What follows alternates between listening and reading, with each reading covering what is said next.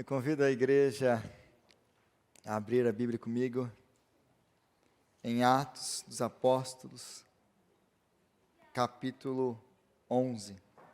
Atos dos Apóstolos, capítulo 11. Nosso foco vai ser do capítulo 12, mas eu quero começar a leitura do texto, que já é grande, mas eu quero começar do versículo 29, do capítulo 11.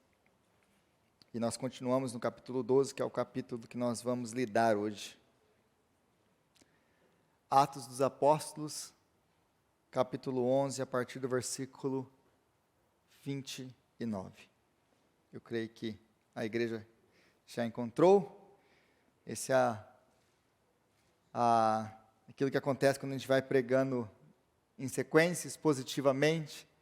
A igreja chega com a Bíblia aberta, já sabe que eu vou pregar, né? Não é, Marcos? O Marcos, você vai pregar mesmo o capítulo 12 essa semana? Vou pregar, Marcos, vou pregar. Então, Atos, capítulo 11, a partir do versículo 29. Os discípulos, cada um segundo as suas possibilidades, decidiram providenciar ajuda para os irmãos que viviam na Judéia. E o fizeram enviando suas ofertas aos presbíteros pelas mãos de Barnabé e Saulo. Nesta ocasião, o rei Herodes prendeu alguns que pertenciam à igreja com a intenção de maltratá-los e mandou matar à espada Tiago, irmão de João. Vendo que isso agradava aos judeus, prosseguiu, prendendo também a Pedro durante a festa dos pães sem fermento. Tendo-o prendido, lançou-o no cárcere, entregando-o para ser guardado por 4 escoltas de 4 soldados cada uma. Herodes pretendia submetê-lo a julgamento público depois da Páscoa. Pedro então ficou detido na prisão, mas a igreja orava intensamente a Deus por ele. Na noite anterior ao dia em que Herodes iria submetê-lo ao julgamento, Pedro estava dormindo entre 2 soldados, preso com 2 algemas, e sentinelas montavam guarda à entrada do cárcere. Repentinamente apareceu um anjo do Senhor e uma luz brilhou na cela. Ele tocou no lado de Pedro e o acordou. Depressa, levante-se, disse ele. Então as algemas caíram dos seus punhos. O anjo lhe disse: vista-se e calce as sandálias. E Pedro assim o fez. Disse-lhe ainda o anjo: põe a capa e siga-me. E saindo Pedro o seguiu, não sabendo o que era real e o que se fazia por meio do anjo. Tudo lhe parecia uma visão. Passaram a primeira e a segunda guarda e chegaram ao portão de ferro que dava para a cidade. Este se abriu por si mesmo para eles passarem. Tendo saído, caminharam ao longo de uma rua e de repente o anjo o deixou. Então Pedro caiu em si e disse: agora sei, sem nenhuma dúvida, que o Senhor enviou o seu anjo e me libertou das mãos de Herodes e de tudo o que o povo judeu esperava. Percebendo isso, ele se dirigiu à casa de Maria, mãe de João, também chamado Marcos, onde muita gente se havia reunido e estava orando. Pedro bateu à porta do alpendre e uma serva chamada Rode veio atender. Ao reconhecer a voz de Pedro, tomada de alegria, ela correu de volta, sem abrir a porta, e exclamou: Pedro está à porta. Eles, porém, lhe disseram: você está fora de si. Insistindo ela em afirmar que era Pedro, disseram-lhe: deve ser o anjo dele. Mas Pedro continuou batendo, e quando abriram a porta e o viram, ficaram perplexos. Mas ele, fazendo-lhes sinal para que se calassem, descreveu como o Senhor o havia tirado da prisão e disse: contem isso a Tiago e aos irmãos. Então saiu e foi para outro lugar. De manhã não foi pequeno alvoroço entre os soldados, quanto ao que tinha acontecido a Pedro. Fazendo uma busca completa e não o encontrando, Herodes fez uma investigação entre os guardas e ordenou que fossem executados. Depois, Herodes foi da Judéia para Cesareia e permaneceu ali durante algum tempo. Ele estava cheio de ira contra o povo de Tiro e de Sidom. Contudo, eles haviam se reunido e procuravam ter uma audiência com ele. Tendo conseguido o apoio de Blasto, homem de confiança do rei, pediram paz, porque dependiam das terras do rei para obter alimento. No dia marcado, Herodes vestiu suas trajes reais, sentou-se em seu trono e fez um discurso ao povo. Eles começaram a gritar: é voz de Deus e não de homem. Visto que Herodes não glorificou a Deus, imediatamente um anjo do Senhor o feriu, e ele morreu, comido por vermes. Entretanto, a palavra de Deus continuava a crescer e a espalhar-se.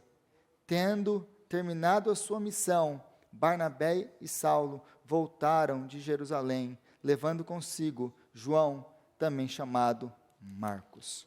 Palavra de Deus. Senhor, nós pedimos agora a Tua graça, ó Pai, para que possamos entender a Sua palavra, e que a Tua palavra venha nos instruir, que a Tua palavra venha nos confortar, que a Tua palavra, ó Pai, venha mesmo trazer transformação nas nossas vidas. Glorifica, Senhor, o Teu nome através da Sua palavra, e abençoa, Senhor, o Teu povo. Essa é a nossa oração, no nome de Jesus. Amém. Amém. O capítulo 9 a 12 do livro de Atos são capítulos de transição. Todo o livro de Atos ele foi escrito para responder a uma pergunta, que é como que a igreja foi dispersa, como que os apóstolos que foram chamados por Jesus cumpriram a missão dada por Jesus. Então ele vai mostrar que o autor Lucas, o médico amado, companheiro do apóstolo Paulo das suas viagens, agora ele vai usar 3 capítulos para descrever essa transição. Porque nós começamos em Jerusalém, e como a igreja vai se expandindo em Jerusalém, como as coisas vão acontecendo em Jerusalém, como os judeus de fala grega vão sendo adicionados à igreja. Isso vai tomando agora outras proporções. Mas agora Lucas ele tem uma intenção, que é mostrar como a igreja que começa em Jerusalém vai terminar em Roma. Porque todo o seu livro vai acabar em Roma. Lucas termina o livro de Atos em Roma. E existe uma grande briga entre os teólogos e os estudiosos da palavra de Deus, tentando entender por que Lucas nunca nos conta o que aconteceu com Paulo. Por que ele acaba o livro daqui do jeito que ele acaba? Porque esse era o propósito dele. Ele tinha um propósito, o propósito era mostrar como a igreja cumpriu com aquilo que Jesus nos chamou para fazer. Então esse era o propósito. O propósito não era falar da vida de Pedro, o propósito não era falar da vida de Paulo, por mais importantes que eles tenham sido. O propósito era deixar claro que todas as promessas de Deus, que Deus prometeu no Antigo Testamento, foram cumpridas em Cristo. Esse é todo o Evangelho de Lucas. E agora, no livro de Atos, tudo aquilo que Jesus prometeu foi cumprido através da vida da igreja. E ela nunca parou, porque nós ainda estamos aqui hoje. Então, o capítulo 9, 10 e 11, ele vai fazer essa transição do ministério de Jerusalém, do ministério de Pedro, figura predominante até agora, e Jerusalém, a igreja em Jerusalém, para passarmos para outra figura central no livro de Atos, que vai dominar todo o livro de Atos daqui para frente, que é o apóstolo Paulo. Então, o capítulo 9, 10 e 11, eles vão mostrar essa transição entre Pedro e Jerusalém para Paulo e o Império Romano. Então, essa é a função desses 3 capítulos, e apenas a título de introdução, apenas para que a gente possa estar todos na mesma página, eu quero fazer uma recapitulação desses 3 capítulos. Por quê? Porque se nós pregamos e se nós estamos andando em sequência, você precisa entender o que está acontecendo. Quais são essas progressões, o que está passando aqui. né? Já de antemão peço desculpas para aqueles que estão aqui pela primeira vez, que vão escutar basicamente um estudo bíblico nessa primeira parte do meu sermão, que não acompanharam as outras pregações até agora. Mas isso é necessário para que possamos entender essa transição. Então, a partir do capítulo 9, Lucas, ele introduz Paulo, aquele perseguidor da igreja. Ele introduz Paulo, porque Paulo vai ser agora a figura dominante, que vai espalhar o evangelho por todo o Império Romano. Ele vai ser a grande ferramenta de Deus para espalhar o evangelho pelo Império Romano. Ele vai ser a grande ferramenta de Deus que vai escrever o maior número de livros do Novo Testamento. Ele vai ser a grande ferramenta de Deus. Então Lucas agora ele quer introduzir a missão de Paulo, ou quem é Paulo. E antes de Paulo ir para os gentios, porque Paulo é conhecido como o apóstolo dos gentios, ele precisava deixar muito claro que a missão aos gentios nunca foi ideia de Paulo. Não é uma coisa que nasce no coração de Paulo. Não é uma coisa que Paulo inventou. E isso é muito importante que nós entendamos. Por que é muito importante a gente entender isso daqui? Porque senão, nós correríamos o risco, e Lucas entendia muito bem disso, de haver uma divisão de igreja. Essa igreja gentílica, essa igreja do apóstolo Paulo não tem nada a ver com a igreja de Jerusalém. Isso é uma coisa de Paulo, que nem era judeu de verdade, era judeu de fala grega. Então, poderia acontecer que, e nós vimos desde o começo esse risco, essa possível ruptura da igreja, poderia acontecer nesse padrão. Nós temos uma igreja em Jerusalém, nós temos uma igreja no resto do império. E Lucas ele está fazendo questão, eu já mostrei isso por várias e várias vezes, que nós entendamos que só existe uma igreja e um povo de Deus. Não existe primeira classe de cristão e segunda classe de cristão. Não existe um judeu mais importante do que o gentil.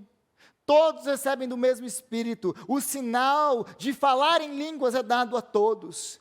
Por que Lucas registra todas essas coisas? Para mostrar que diante de Deus existe só um povo e todos eles são iguais perante o Senhor.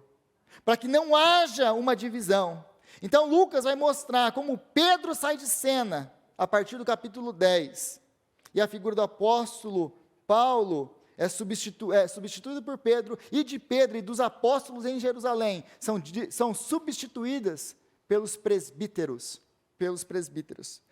Então esse é o capítulo 9. No capítulo 10, nós temos o evangelho que vai agora saindo aos gentios pela primeira vez.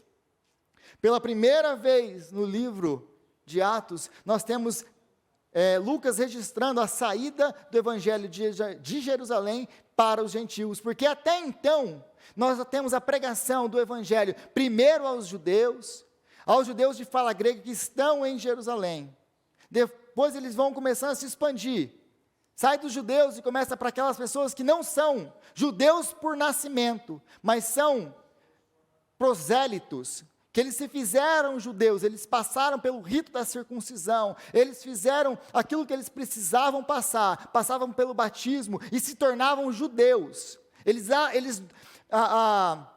passavam para isso, para se converter ao judaísmo, porque existiam duas maneiras: ou você nascia em Israel, era descendente de judeu, mesmo que você fosse fora de Israel, ou você se convertia ao judaísmo. Esses convertidos ao judaísmo são chamados de prosélitos.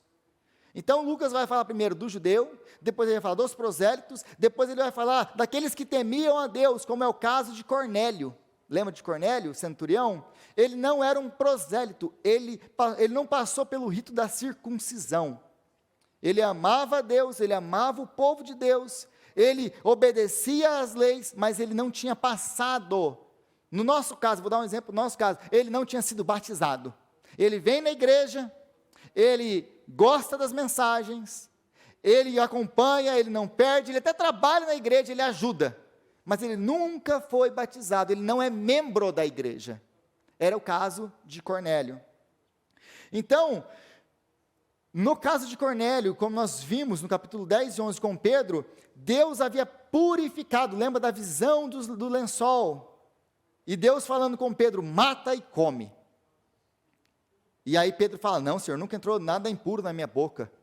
E Deus, o Senhor, responde a ele, não fale, não chame impuro aquilo que Deus purificou. Então Deus estava mostrando que os gentios tinham sido purificados. Por quem? Por Cristo.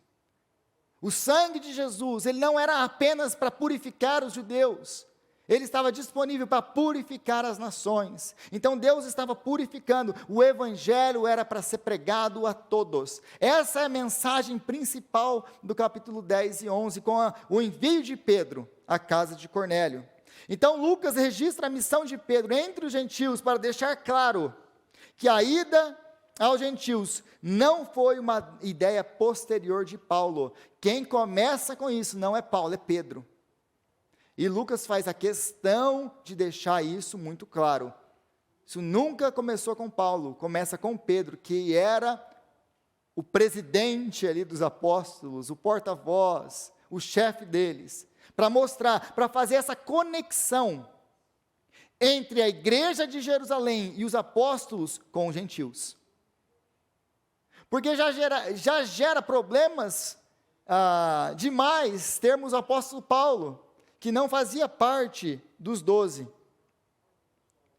Então ele já estava ali, já tinha os problemas do apóstolo Paulo não fazer parte dos 12. Então se agora você tem uma igreja que não está ligada à igreja de Jerusalém, dos apóstolos em Jerusalém, logo isso viraria o quê?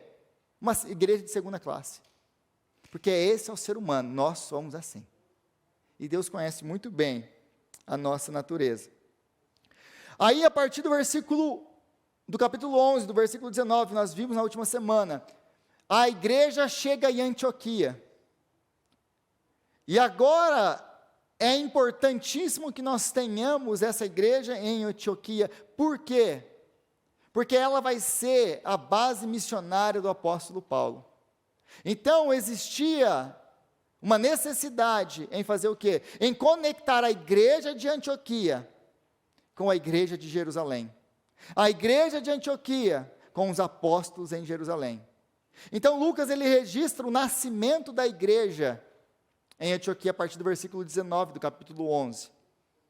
Vai falar como tudo acontece, essa foi a última pregação. Então ele vai falar como as coisas aconteceram lá, como Barnabé foi enviado. E ele chega lá, ele vê a graça de Deus, ele se alegra, lembram disso? E ele exorta o povo a continuar andando nos caminhos do Senhor. Mas aí ele vê tudo aquilo acontecendo, ele fala, eu preciso de ajuda. E ele vai buscar então Paulo, e Paulo agora ele traz Paulo para Antioquia. Aí eles estão ministrando, eles passam ali 1 ano ensinando a palavra de Deus ao povo. Nós vimos a necessidade da palavra de Deus no nascimento, no estabelecimento de uma igreja. Não apenas no nascimento, no estabelecimento de uma igreja, mas na igreja, na vida da igreja em geral. Nós precisamos ter igrejas centradas na palavra de Deus. E não centradas nas nossas opiniões, não centradas naquilo que a gente acha legal. Eu já disse e eu repito, no dia que eu subi aqui e falar assim, eu acho que nós deveríamos fazer isso. Você pega as suas coisas e vai embora. Porque o Rodrigo não tem nada para ensinar e passar para essa igreja. Mas a partir do momento que eu abro a palavra de Deus e eu digo, assim diz o Senhor, então tudo muda. Porque não é a palavra do Rodrigo, é a palavra de Deus, que é eterna, que é santa, que é verdadeira em tudo que ela afirma. Então nós não estamos reunidos aqui como igreja para seguir um pastor, para seguir uma pessoa, para seguir o Rodrigo.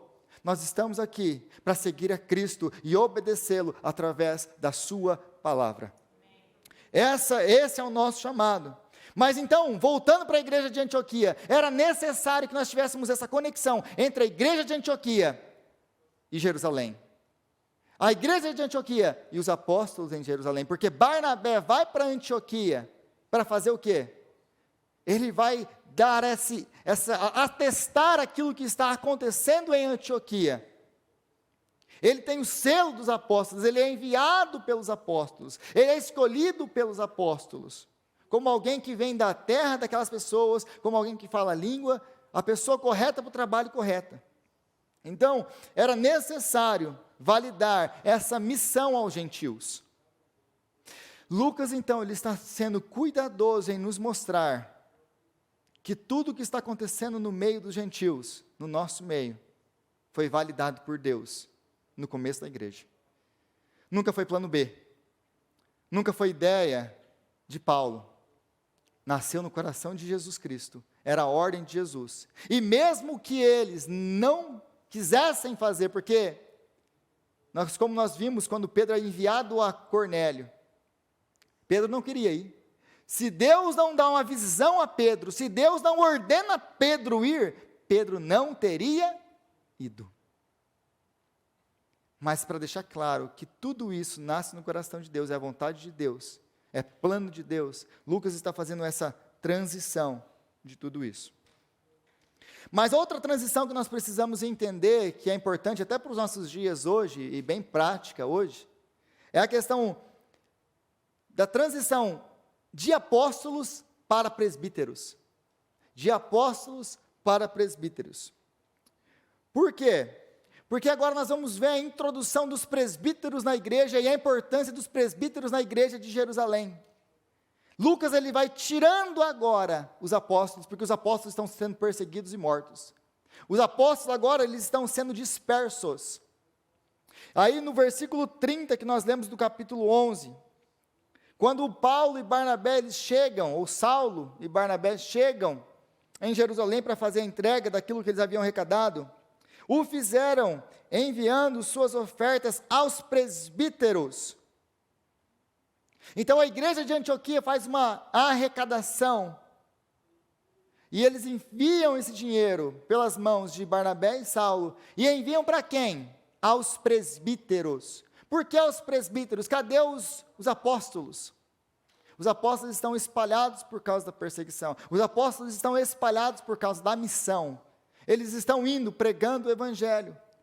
E agora, nós temos aqui, essa transição final, no capítulo 12. Porque agora, Pedro sai de cena.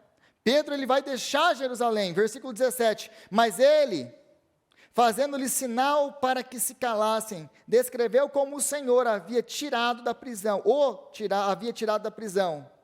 Contem isso a Tiago e aos irmãos. Então, saiu e foi para outro lugar. Aqui acaba todo o reporte de Lucas com relação ao ministério de Pedro. Porque ele já havia concluído aquilo que ele queria fazer, do capítulo 9 ao capítulo 12. Mostrar que a missão era a todos e para todos. Então aqui nós temos essa transição. E aí a figura dos presbíteros, conforme a saída dos apóstolos de Jerusalém, começa a se tornar uma figura predominante. Eles começam então a tomar cada vez mais a liderança da igreja em Jerusalém. Então nós vamos ver aqui que não existe o tão chamado sucessão apostólica. Eu sou o apóstolo tal. Desculpa, meu irmão, você não é apóstolo nem aqui e nem em outro lugar. Porque os apóstolos morreram há 2000 anos atrás. Porque a Bíblia deixa isso muito claro, não existe uma sucessão apostólica. Os apóstolos são substituídos pelos presbíteros. Isso aqui fica muito claro no texto de Lucas. Agora a figura predominante da direção e da liderança da igreja em Jerusalém vão ser os presbíteros. E o apóstolo Paulo, quando ele vai se encontrar no capítulo 15 para resolver problemas que nós ainda vamos ver com relação aos gentios, porque isso não acaba também aqui, vai continuar tendo problema com os gentios. Vão circuncidar esses caras ou não? Eles têm que seguir a lei judaica ou não? Então o apóstolo Paulo vai ter uma reunião, um concílio, o primeiro concílio da igreja, no capítulo 15 de Atos. Ele vai se reunir com os presbíteros da igreja. Cadê os apóstolos? Ele se reúne com os presbíteros da igreja. E, aliás, o apóstolo Pedro vai se chamar de presbítero na sua carta, aos presbíteros dos quais eu sou um. Ele vai ser um presbítero da igreja. E depois, mais tarde, o apóstolo Paulo, quando ele vai instituir, vai mandar os seus discípulos organizarem as igrejas, Timóteo, Tito, ele manda que em cada igreja seja estabelecido o quê? Presbíteros e diáconos. Ele não manda estabelecer apóstolos, ele manda estabelecer presbíteros e diáconos. E é aí que nós temos a base teológica, bíblica, para o nosso governo de igreja. São os presbíteros e os diáconos que são os oficiais da igreja. Essa é a nossa base. Então nós temos aí mais uma vez o fim do ministério de Pedro e agora passando para o ministério de Paulo. Agora no capítulo 12 nós precisamos também atentar para mais uma coisa, para a vida de João Marcos. João Marcos. Note comigo o versículo 12, capítulo 12, versículo 12. Percebendo isso, ele se dirigiu à casa de Maria, mãe de João, também chamado Marcos, onde muita gente se havia reunido e estava orando. Então Pedro ele sai da prisão, e eu não pulei, me permita pular direto para o versículo 12, eu vou voltar para o versículo 1. Mas ele vai direto para a casa de João Marcos. E por que é importante a gente entender quem é João Marcos? Porque, versículo 25, tendo terminado sua missão, Barnabé e Saulo voltaram de Jerusalém, levando consigo João, também chamado Marcos. Então, essa pessoa, a mãe de João Marcos era dona de uma casa onde a igreja se reunia. E esse menino, ele vai seguir com Paulo e Barnabé. E ele vai ser o seu auxiliar na sua viagem missionária, na sua primeira viagem missionária. Então, quem é João Marcos? João Marcos é o evangelista Marcos, o autor do primeiro evangelho que nós temos na Bíblia, o evangelho de Marcos. Esse é o mesmo Marcos que escreveu o evangelho de Marcos. Por que é importante a gente entender isso aqui? Porque ele vai ser motivo de contenda mais tarde, com Paulo e Barnabé. Por quê? Porque Paulo e Barnabé, então, pegam João Marcos. Por que eles pegam João Marcos, aliás? Por que eles levam João Marcos de Jerusalém para Antioquia? Porque João Marcos, ele era uma pessoa muito útil ao ministério. Diferente de muitas outras pessoas, João Marcos, ele sabia ler e escrever. Então, possivelmente, ele era o redator, aquele que registrava a viagem missionária de Paulo e Barnabé. Ele era o secretário deles. Foi para isso que eles o levaram. Como que a gente sabe que ele sabia ler e escrever? Porque ele era filho de gente rica. A casa da mãe dele era tão grande que cabia a igreja. A igreja se reunia nas casas. Então, esse menino é um menino que tem uma vida confortável. É o filhinho da mamãe. Seria, no nosso caso, o Johnny. Certo, Edna? A Edna se reúne na casa, a igreja se reúne na casa da Edna. E nós temos o Johnny, né? É o bebê da mamãe. E aí, Paulo e Barnabé pegam o bebê da mamãe para levar embora. E esse bebê da mamãe, ele não vai aguentar a pressão da viagem missionária. E ele vai voltar embora no meio da primeira viagem missionária de Paulo e Barnabé. E aí, quando eles vão para a segunda viagem missionária, isso causa problema entre os dois. De modo que Barnabé que levar de novo João Marcos. Mas Paulo não vai levar. E Paulo vai ser cabeça dura, que Paulo não leva, esse menino não anda mais comigo. Não anda. Você quer ele, você fica com ele. Então aí nós temos a primeira divisão já de Paulo e Barnabé, cada um pega, Paulo vai pegar Silas, Barnabé vai pegar João Marcos, e glória a Deus porque Barnabé vai pegar João Marcos. Lembra que Barnabé é o encorajador. Glória a Deus pela vida de Barnabé, o encorajador, porque ele vai abraçar Marcos, como ele abraçou Paulo, e vai levar Marcos junto com ele. E Marcos vai ser o primeiro evangelista da Bíblia. Mas então, eles vão levá-lo como assistente para sua primeira viagem missionária, e esse vai ser, então, o evangelista. É por isso que Lucas fala dele aqui. Nós precisamos entender e conhecer quem é Marcos. Então, Paulo e Barnabé haviam então ido a Jerusalém, nós vimos aqui no versículo 30, entregar essa ajuda para os irmãos, empobrecidos por causa da fome, no reinado de Cláudio, e agora eles estão voltando embora, no versículo 25. Perceba que o texto que eu começo a ler, a partir do versículo 30 do capítulo 11, começa com Paulo e Barnabé indo, agora vai do capítulo 12, 25, termina com eles voltando para Antioquia. Porque a partir de agora, Lucas vai focar nas viagens missionárias do apóstolo Paulo. A partir de agora, nós vamos voltar os nossos olhos para Paulo. Daqui para frente, a partir da próxima semana, 13 em diante, nós voltamos nossos olhos para Paulo. Ele vai ser agora a grande figura, a figura dominante de tudo isso. Mas eles vão ser enviados a partir da igreja de Antioquia. É por isso que é necessário, tudo isso que eu falei, é necessário que nós entendamos, para a gente entender tudo o que está acontecendo aqui, para entender a conexão entre Jerusalém e o resto das outras igrejas, em Jerusalém e Antioquia, a transição apostólica para os presbíteros, isso tudo precisa ser entendido, para que possamos entender melhor as Escrituras. Está claro tudo isso aqui? Então, voltando para o versículo 1, agora, diz que nessa ocasião, Herodes, ele vai pegar e vai começar a perseguir mais a igreja, ele mata Tiago. Quem é Tiago? Tiago, irmão de João. Lembra do grupo, dos três que Jesus tinha mais intimidade, que Jesus andava? Pedro, Tiago e João. Tiago era um desses, do círculo íntimo de Jesus.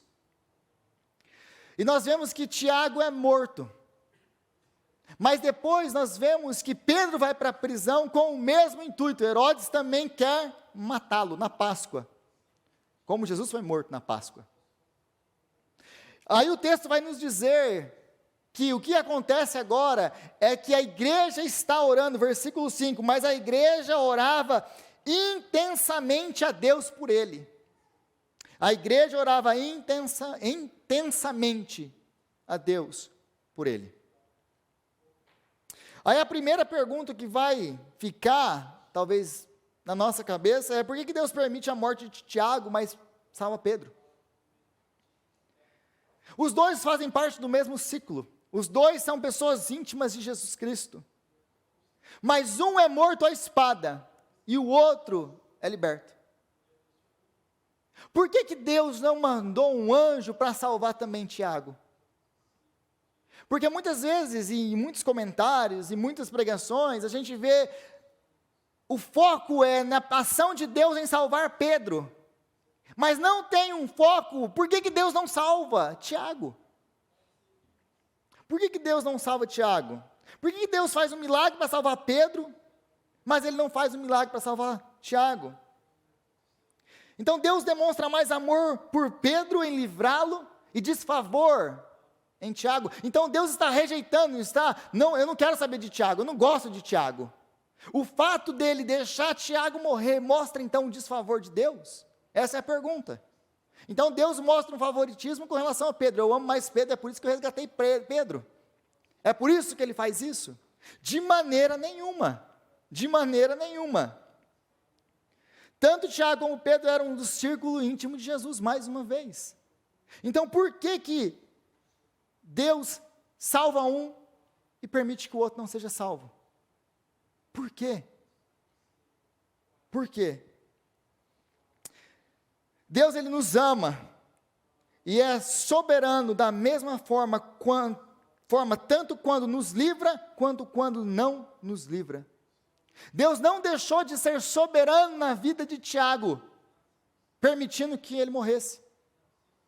E Deus foi soberano na vida de Pedro, quando Ele leva Pedro e Ele liberta Pedro. Deus, Ele não deixa de ser soberano na sua e na minha vida, quando os sofrimentos chegam na nossa casa.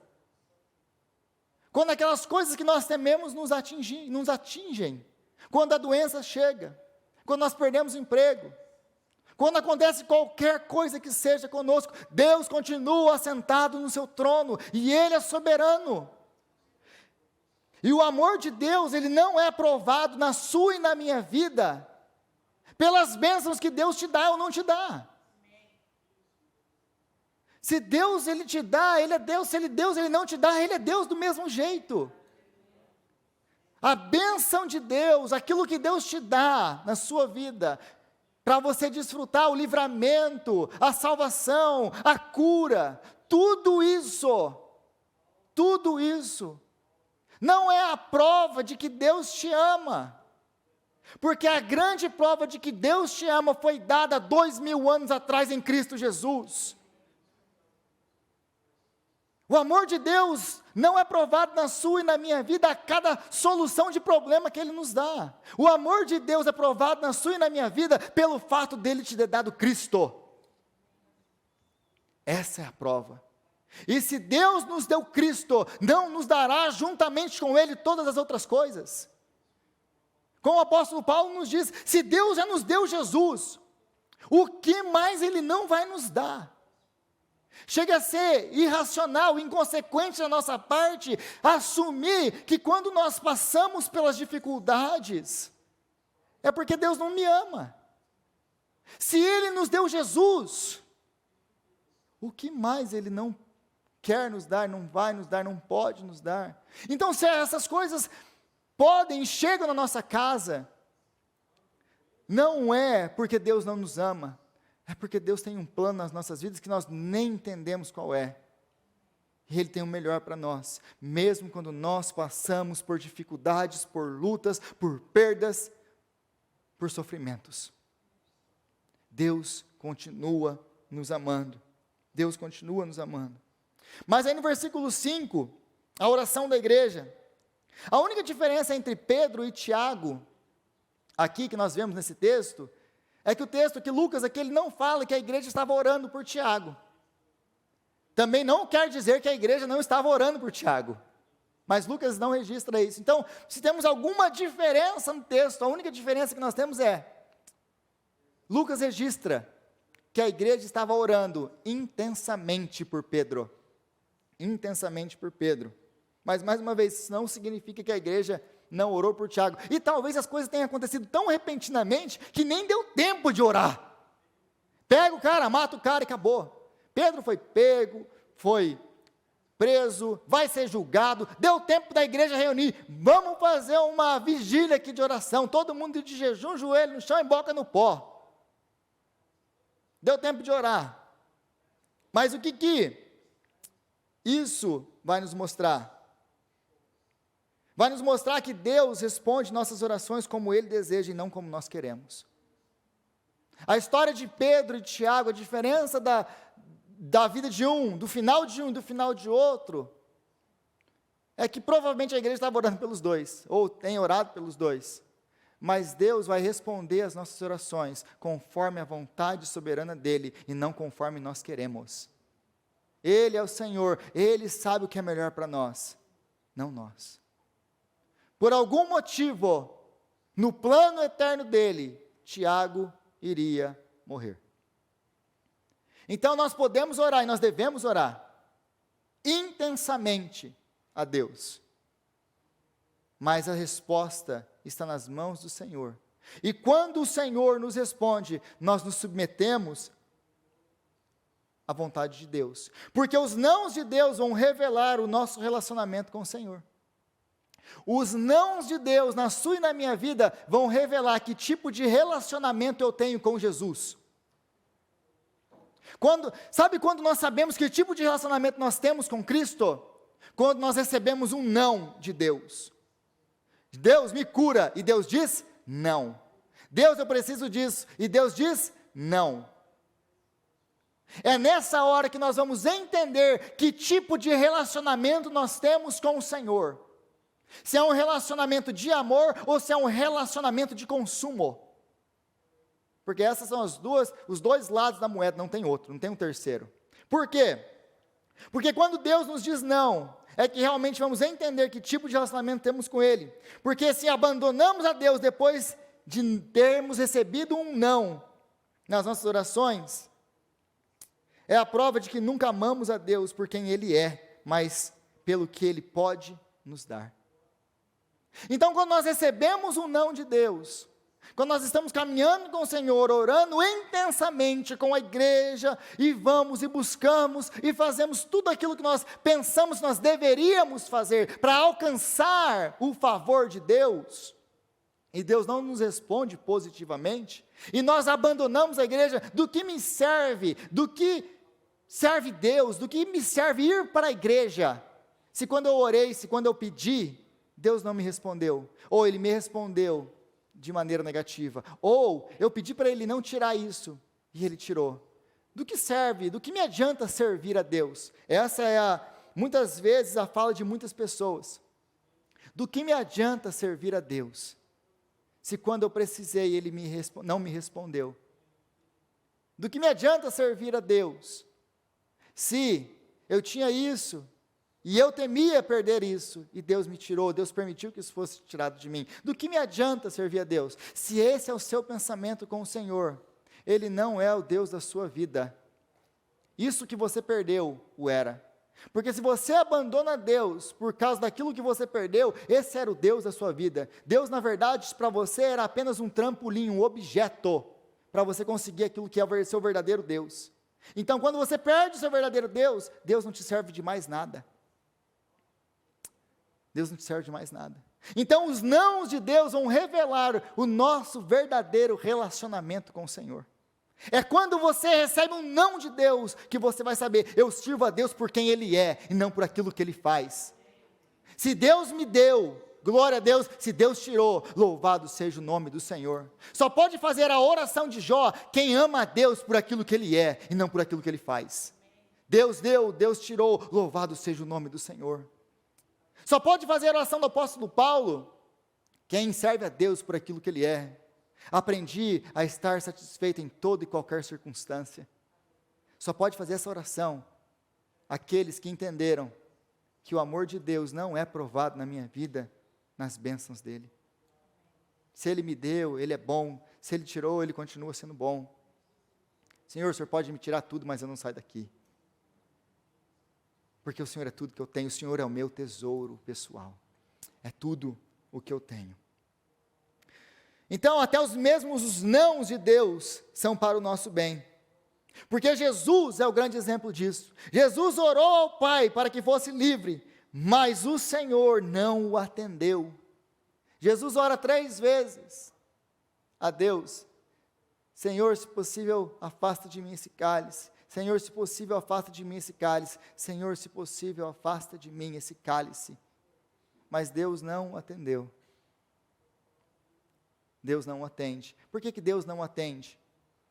Porque Deus tinha um plano maravilhoso de exaltar o Filho e de trazer uma grande bênção sobre as nossas vidas. Através do não que deu a Cristo, nós estamos aqui hoje.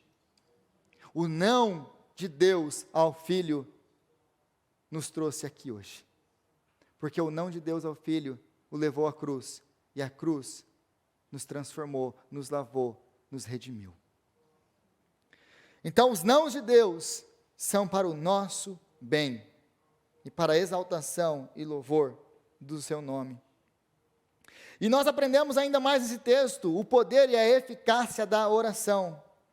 A oração é o meio pelo qual Deus age nas nossas vidas e daquelas pessoas que colocamos diante de Deus. Mas nós nos mantemos fiéis ao Senhor, independente da resposta. A oração é eficaz. A oração é poderosa. Como o texto deixa muito claro aqui no versículo 5, a igreja orava intensamente por Pedro. Deus escuta, Deus responde, Deus toma providência. Deus faz um milagre e Deus tira ele de lá. Mas nós continuamos fiéis, mesmo se Deus não faz nada disso. Nós continuamos caminhando, amando e servindo ao Senhor, mesmo quando Ele não faz nada disso. Mas aí vem a resposta da igreja, quando nós também recebemos os sims de Deus. Então, Deus responde as orações, mas nós oramos sem crer na resposta. Muitas vezes essa é a nossa atitude do nosso coração diante de Deus. Deus responde as nossas orações, nós oramos intensamente, colocamos diante de Deus motivos de oração, e a gente vai orando, e vai orando, e vai orando, e de repente então as algemas caem, o portão de ferro é aberto por si próprio, ele é levado para fora, ele chega e bate na porta. Pedro agora chega e bate na porta, a bênção chega e bate na sua porta. Aí a serva escuta a voz de Pedro e faz o quê? Deixa o portão fechado, e vai contar aos discípulos.